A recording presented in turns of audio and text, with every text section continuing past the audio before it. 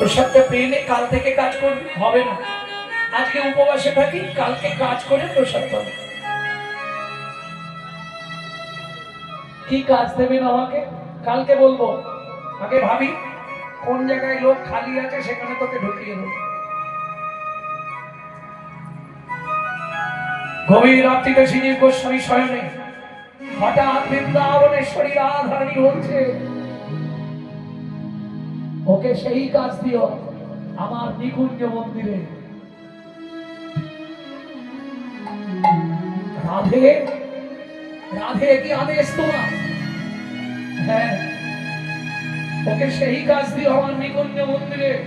স্বপন দেখে শ্রী গোস্বামী ওই রাত্রিতেই চিৎকার করে ডেকে উঠল, দুঃখী দুঃখী। গুরুদেব চাকরি পাকা। কি চাকরি করবো গুরুদেব?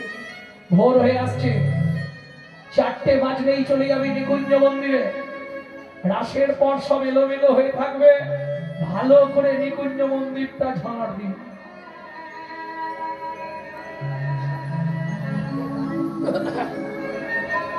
তাহলে এখনই চলে যাই গুরুদেব? যাবি, স্নান করে পবিত্র অন্তর নিয়ে যেতে হবে, স্নান কর। কেমন? স্নান করে জামা কাপড় ছেড়ে তারপর যাবি।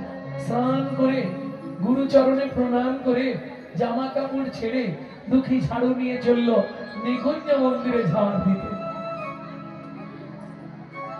জয় রাধে শ্যাম জয় হে গিরিধারী, জয় রাধে শ্যাম জয় হে গিরিধারী,